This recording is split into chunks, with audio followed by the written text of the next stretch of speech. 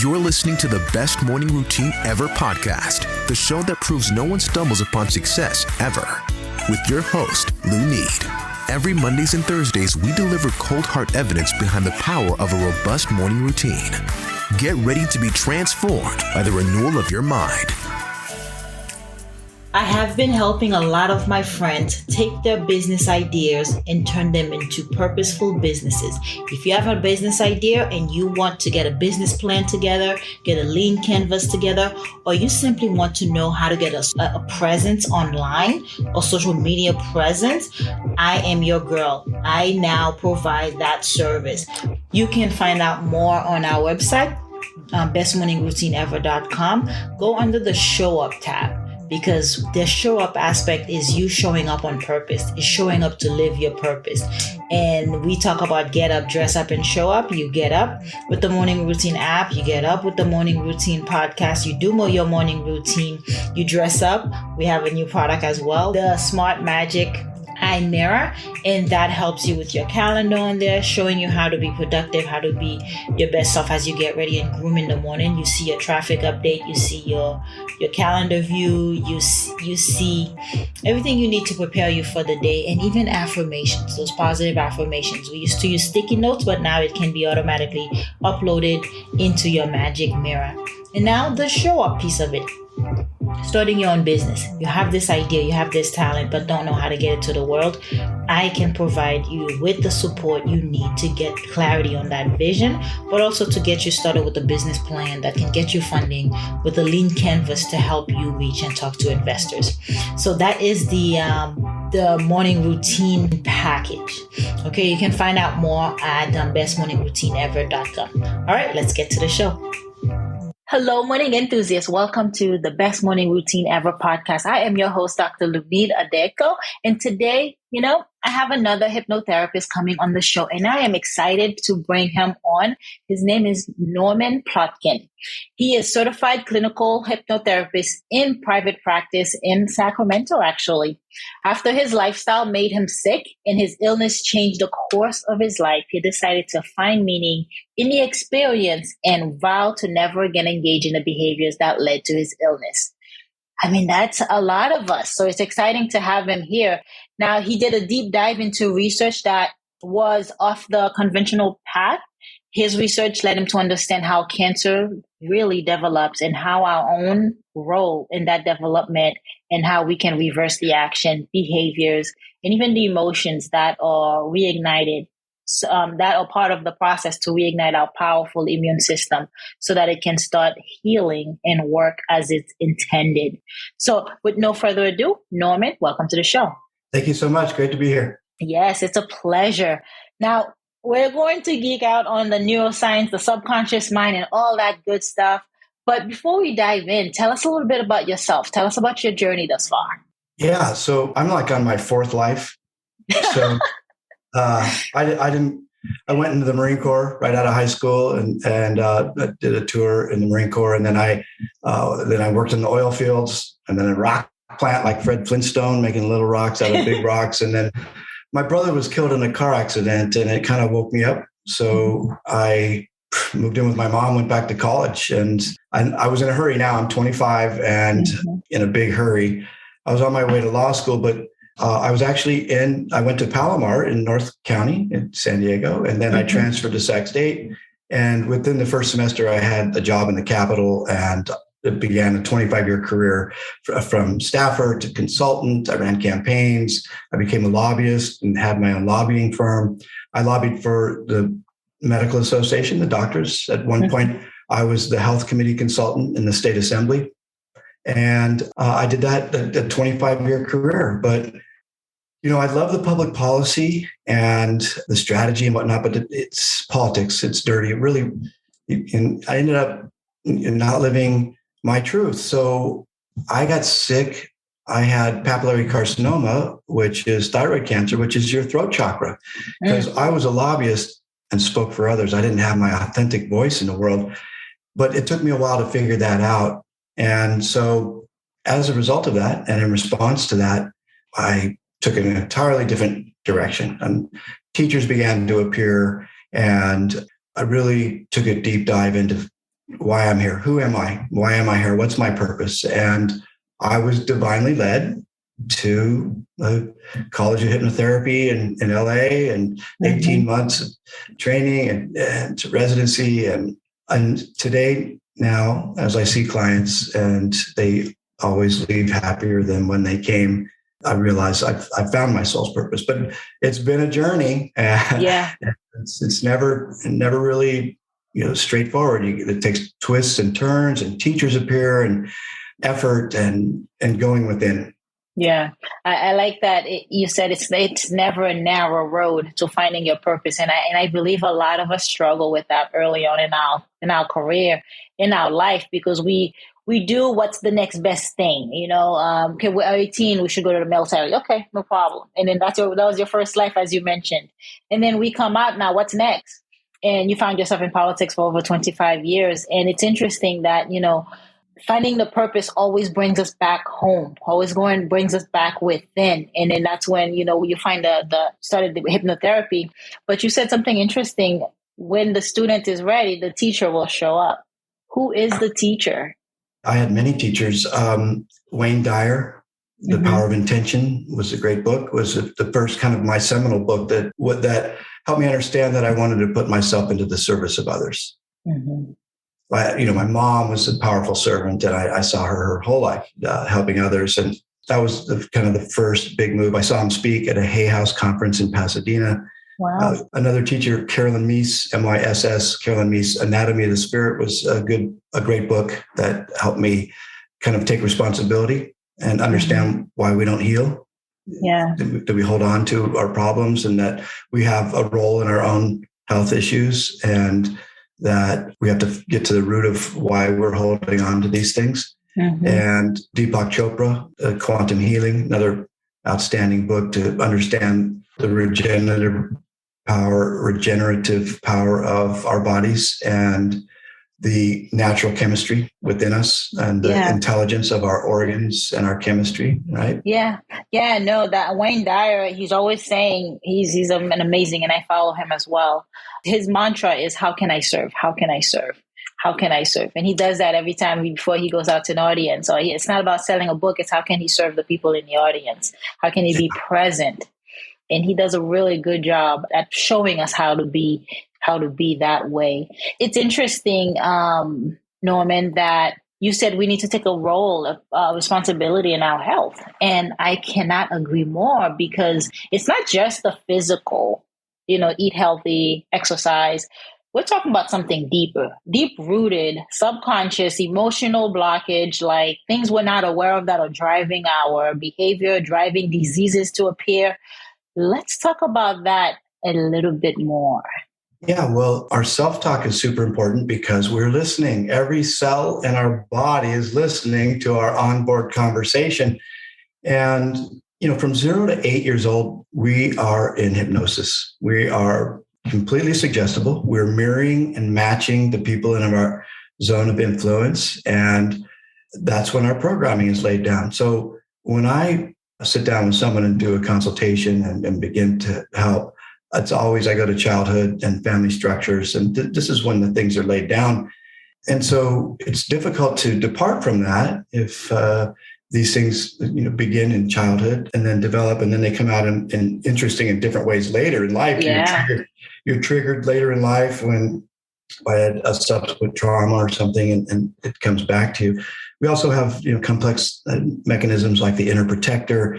There are things like secondary gain. Like, what are you getting from holding on to this?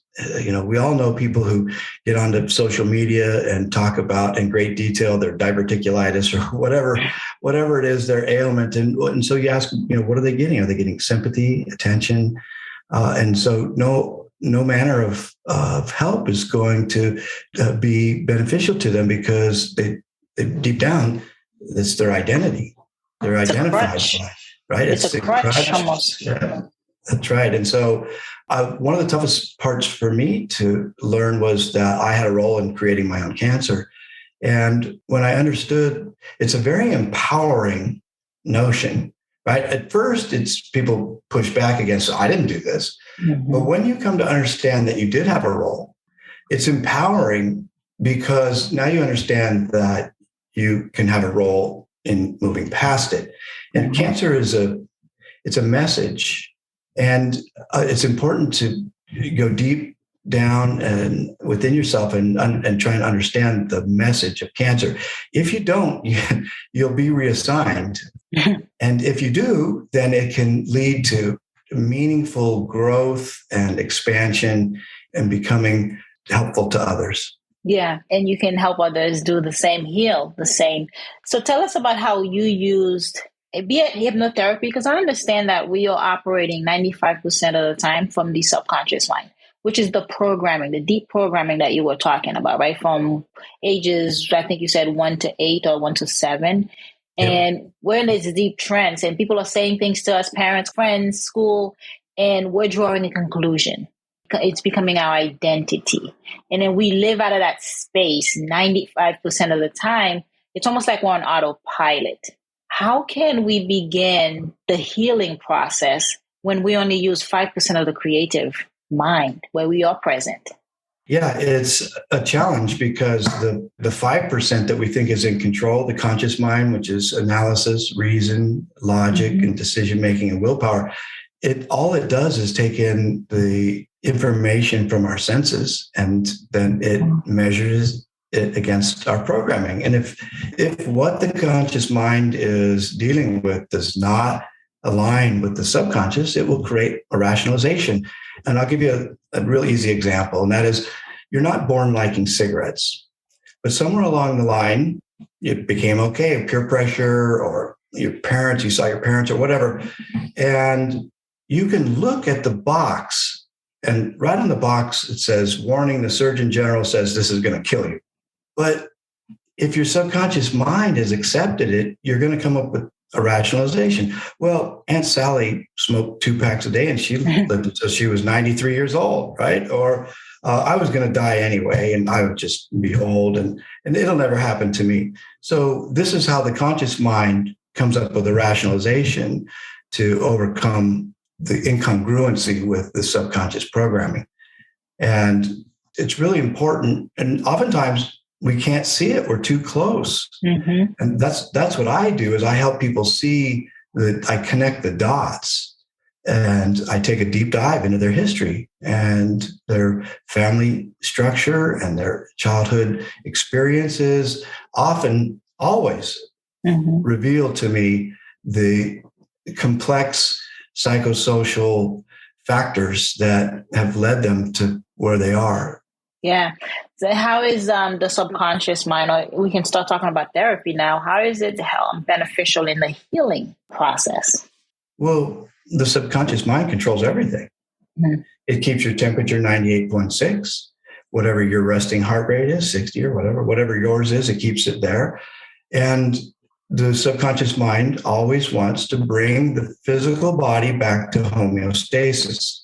Right. And so similarly, and from a behavioral standpoint, the subconscious mind wants to keep you in homeostasis. So, for example, you don't have to keep learning how to ride a bike, right? The subconscious mind remembers how to ride the bike. You get on there, ride the bike, or drive a stick shift, or any number of repetitive measures that keep you from having to relearn these things over and over.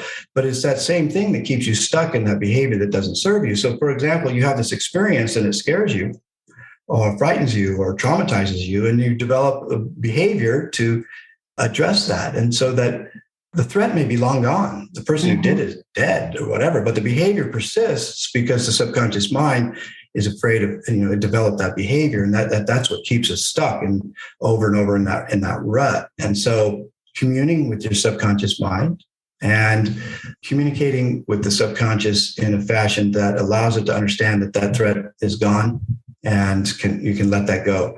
Another good example, oftentimes people migraines, it's the inner protector, right? So something terrible has happened in their life. They don't want to look at that. So they create this thing over here. And now their mind is focused on this migraine. And every time there's this stressful thing that reminds them of that thing that happened, they get a migraine. And, Western medicine just, they can look at constricted blood vessels. They can, they just look at the physiological aspect, and rarely do they do the history and of the emotional experience. And so oftentimes what I do is I just allow the client to see it for what it is. That inner protector was serving a purpose, be filled with gratitude. Thank you. You served a role. I understand that now, and I no longer need you. You're dismissed, and with gratitude, right? Mm-hmm. And oftentimes the migraines go away, right? Yeah. So, but if you push and resist and make a big deal about it, you're just giving it energy, and it feeds that energy instead of be filled with gratitude and understand that it developed for a reason and it was there to protect you. So, just one example. Yeah, that's a good one, and a very powerful one, because even with habits, the brain create habits to protect us. Because as you said, imagine having to learn a bike every time you get on a bike, or learn how to drive every time you get behind the wheels. That would take so much energy, so much time, that the brain just autopilot, or put it out to move it to the programming where you can use it, pull it whenever you need. I mean, it's done this way so we can be more efficient, so we can be more productive, so we can solve other problems easier. Right. And I agree with you that it's a double-edged sword, because some of the programmings that are in there are actually backfiring in a way that is detrimental to our health. And I have to say, Norman, Western medicine does not really help very much, right? It just puts a Band-Aid over everything. Here's a pill, take that for the rest of your life, because it's a business, pharmaceutical. And there are few doctors who are looking at the holistic picture like you are, right? Just not just treating the symptoms, but looking at the root cause. And I guess that's what hypnotherapy does. Yeah, that's right. So there's most practitioners across modalities treat symptomatically. And I was taught that if you can ascertain, go for cause. Otherwise, it's just going to keep you play this game of whack-a-mole, right? So it pops up over here, like squeezing a balloon, and oftentimes what we find is that there's such a crowded system, our healthcare system. There's not a lot of time. There's symptoms managers. That's all they do. Yeah. They manage symptoms instead of, real deep-seated healing, which comes from knowing the person. You have to know the person. So on one hand, we're all humans and we have such similar experiences. We think, not to take anyone's individuality away from them, but I see patterns and I see them quickly. And people are amazed at how quickly I get to stuff. It's just, and I just tell them, I hate to break it to you, but you're human, right? So these are very human experiences, very human problems that are shared across the spectrum of humanity. And so it's not difficult to see. It just takes a little more time to get to know the person and their individual experience. They holding on to something because it's serving them in some way. Finally, learning to understand how are they being served by holding on to this. And if you just point it out to them, there's a lot of aha moments where the moment of realization. And then on the other hand, some people resist. Oh boy, do they resist. And I can see the resistance. They come in, they want to pay the money and they want me to help them. And yet I'm really good at pushing past their defenses because I've seen it. You can spot resistance right away. So what I do? I work from 8 a.m. to 8 p.m. and on Saturdays too. So, if you work hard all day, that's not a problem. I've got evening appointments. We're not going to let the schedule be the reason why you don't get the help you want. That's right. No chicken out. Face your demons. That's right. Now, the mind is a fascinating thing. I've helped people live stuttering.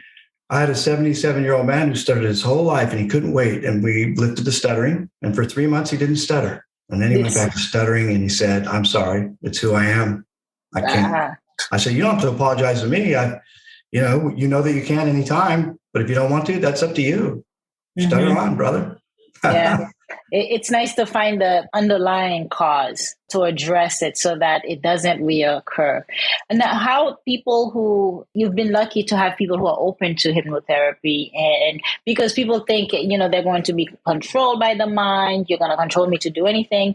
I typically tell people, if I could control you, I would tell you to go rob a bank. Give me 90% of it, keep 10, and then we'd go about our business.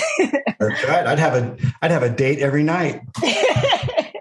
But that's not the case, right? Because no one can actually tell you what to do. The brilliant mind is able to, when in a trance, when in an alpha state, it's like almost like you're borderline sleeping and awake, where it can recall the many things that you can't try and do, and when you're like in that creative state or you're on autopilot. So being in that trance does not mean you're out of control. It just means you're accessing something.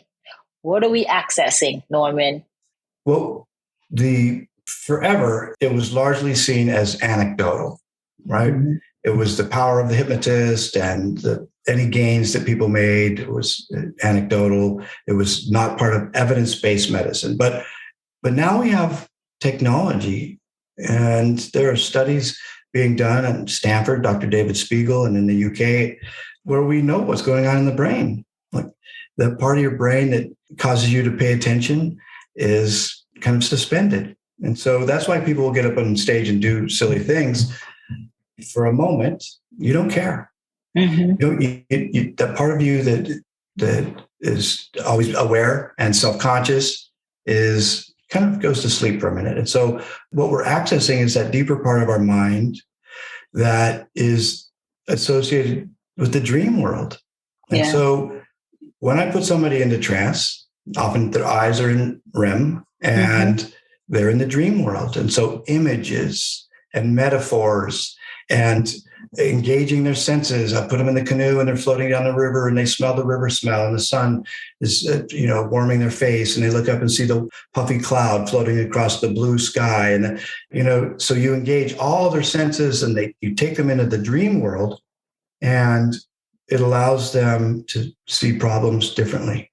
Mm-hmm. It allows them to access memories in a safe place, because the law of opposites says you can't be relaxed and anxious at the same time. So I can take them back to things that they blocked out, through defense mechanisms, and I can take them back and have them see things and realize that it can no longer hurt them, and so that they can let go of anxiety and fear and these type of things. And so it's the dream world, and it's a safe place. So when you're dreaming, you slay dragons, you do all kinds of great crazy things, and that's what we're accessing, is the dream world. Very nice. And at that state, you're more susceptible to suggestions, the power of words. So how powerful are the words? Like you started off and said, we have to listen to ourselves because we're talking, right?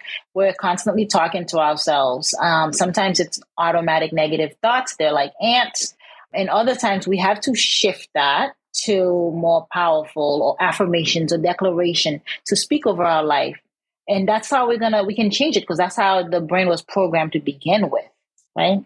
Well, that's right. And it's really important that you be a reflective listener when you're doing hypnotherapy. There are times when I use scripts to achieve a certain thing, like the inner child, and connect people with their inner child and help them overcome some things they've been carrying around for a long time. But usually it's best to take close notes and use the words that the people are using, because they're going to be more responsive to their words than mine.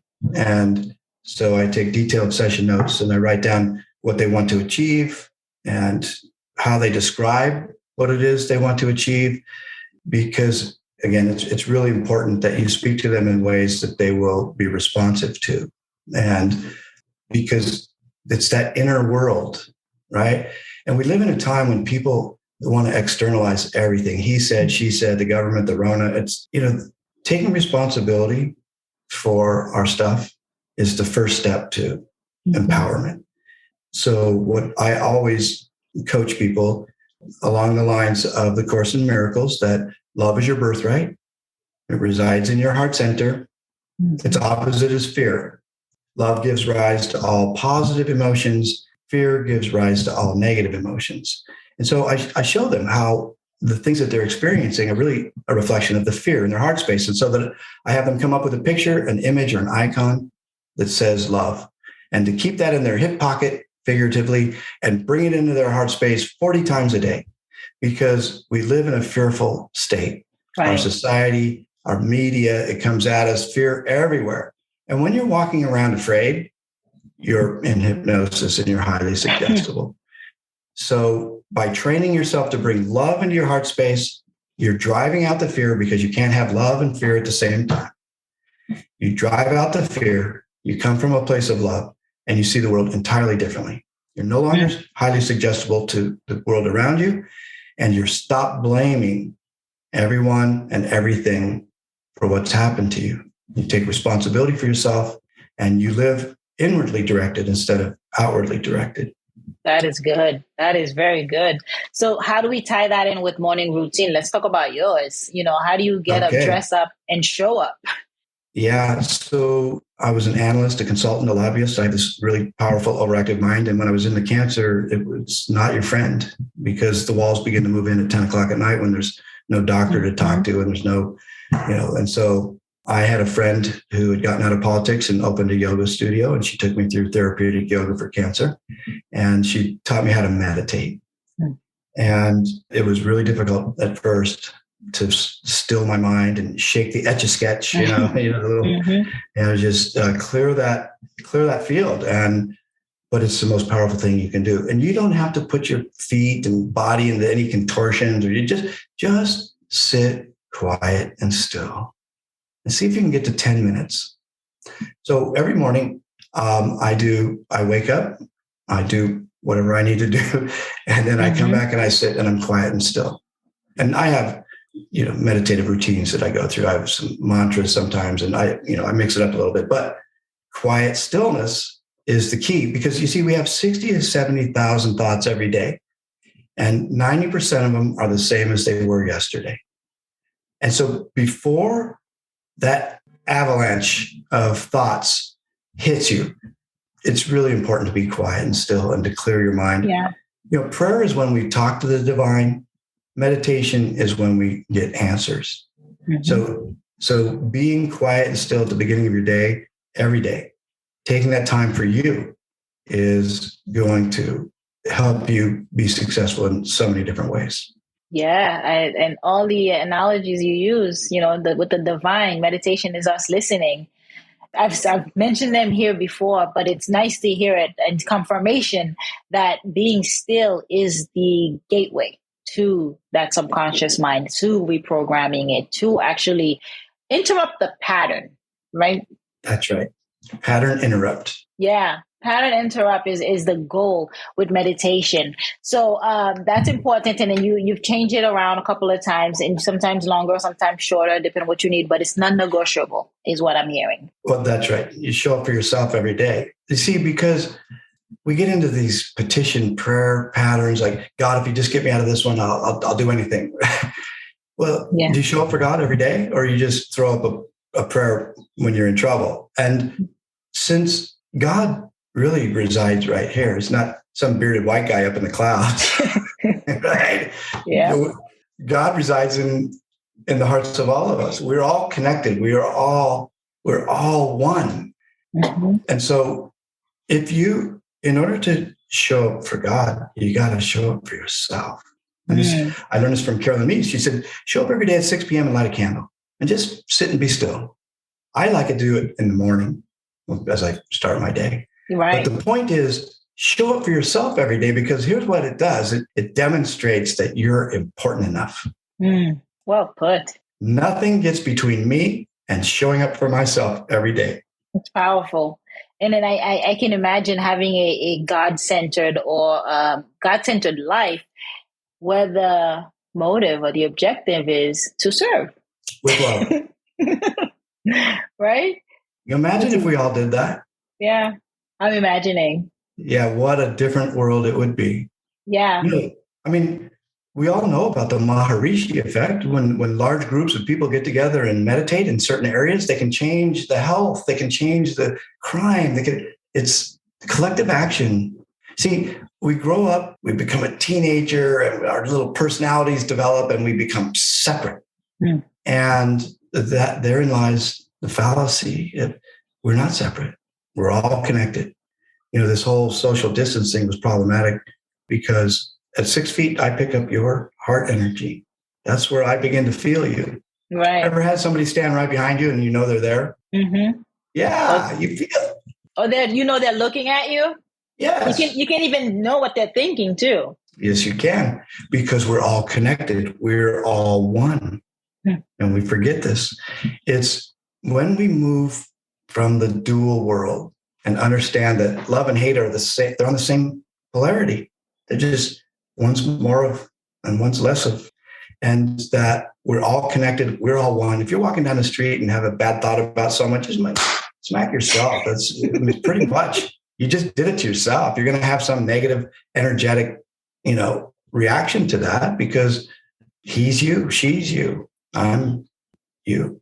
And by believing ourselves to be separate, this is how we work ourselves into a corner and get into trouble.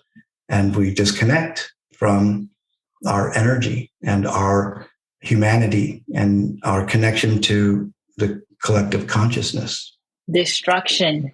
And that's where disease arrives. That's where isolation. That's where depression, anxiety. Now it has room to uproot.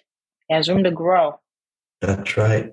That is scary. Now, I haven't looked at it or thought of it that way, but that's a different perspective to view it, that collective mass and how we are one. Yeah. We're all one. And, we're living through a historic time. I mean, all of this energy that we feel right now, we're moving from Pisces to Aquarius, and from materialism and Newtonian mechanics to the quantum field and energy. It's from a conflict, dual patriarchy to a feminine collective.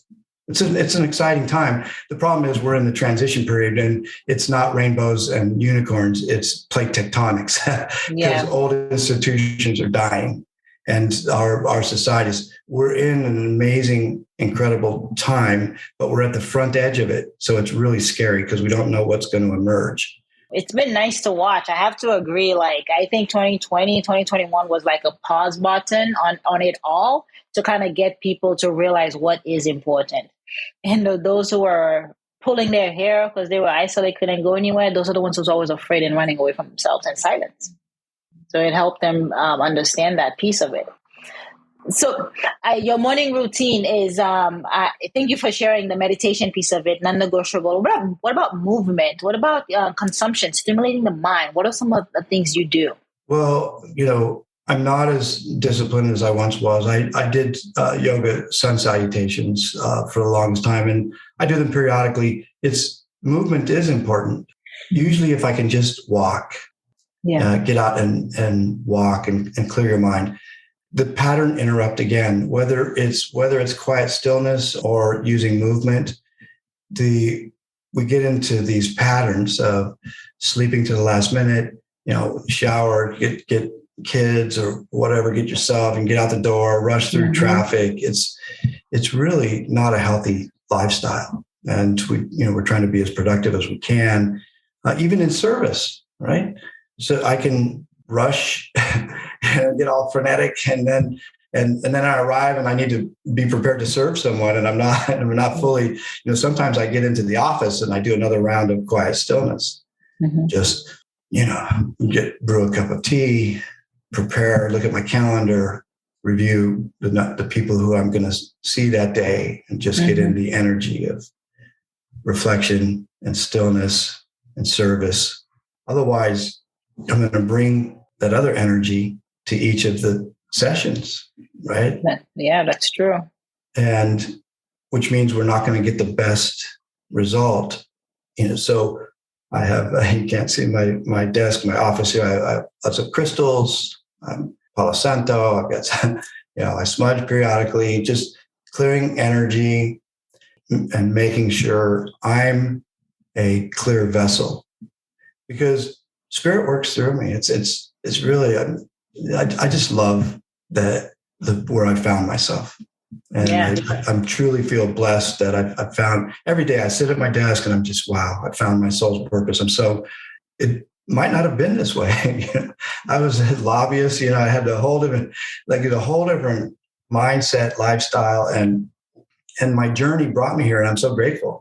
I'm so grateful because it's such a purposeful life. And I've understood my gifts in a way that I'm able to apply them now instead of just saying, well, what does it mean? Right. And so I just need to clear myself, know myself, and clear myself so that I can be a vessel for service. It is peaceful when you find your purpose, when you live in your purpose. Life is fulfilled. Life is fulfilling. Life has meaning. You're more present. And I think that's what we all strive to do, even if it's turning a hobby into a business. Like you learned it and you become so good at it. You master your craft, but that is the purpose. It's to find your purpose. It's to live. We want everyone to live in this space of using their talents and their gifts and feeling this like innate joy and peace where it's no problem for you to be grateful. It's no problem for you to be thankful. And that just gives you more things to be grateful for. It's self-perpetuating. It really is. But we live in a technical age, and so many people want a complicated, complex, and technical explanation for the things that are wrong in their lives. And it's a real struggle, but I'm persistent. I boil it down to the most simplified terms. Bring love into your heart space. Take responsibility for you. Control your inner world. The outer world is illusion. The notion that you can control the outer world is illusion, and it's only going to frustrate you. All you have control over is your inner world. And there's a space between action and reaction. And in that space lies your power, because you get to decide what kind of human being you're going to show up as. And if you show up with love in your heart space, you're going to own your power. And if you show up with that reactionary stuff, you're going to leak your power. Well, that's a great summary, and I won't even touch that too much. But Jim Rohn said, when you change, everything around you changes. That is exactly what, Norman, this is what you're talking about right here. I can't even summarize that. Tell us, where can we find you? How can we connect with you? Yeah, my website is my name, normanplotkin.com, and there you can learn all about my hypnotherapy offering. I'm on the socials, IG and Facebook, Norman Plotkin Inc. or Norman Plotkin CHT. I have a second website that's a little more fun. It's called Mastermind Master Life. It's .com, and it's the title of my second book. My first book was Take Charge of Your Cancer: The 7 Proven Steps to Healing and Recovery. And the second book is Mastermind Master Life. They're both available on Amazon and in bookstores. And the second website, mastermindmasterlife.com, is fun. I coach. I do writing coaching. I'll do tarot readings for you, all kinds of fun stuff in addition to the hypnotherapy. What a fun conversation it's been. We learned how the subconscious mind is connected to our healing process. He's healed himself using meditation and, tapping into that powerful subconscious mind. And we talked about hypnotherapy and its benefit. It's, people think it's taboo, but it's designed. It's there. The subconscious mind is protecting us, and good or bad, all that. We're the sum of all our habits, right? We're the sum of all our thoughts, essentially. So let's be intentional. Let's be cognizant about those thoughts. Let's find out what they are. And Norman, you were pretty phenomenal helping us arrive at that solution. So thank you so much for your time today. My pleasure. It's been a delight. All right, morning enthusiasts, that's it for today's show. Thank you for tuning in. If you love the Best Morning Routine Ever podcast, we'd love to hear from you. So go ahead and subscribe, rate, and give a review on iTunes or Google Play. While you're at it, tell a friend about the show. Be sure to visit bestmorningroutineever.com and our Facebook group to join the conversation, access the show notes, and discover our fantastic free bonus content. Until next time,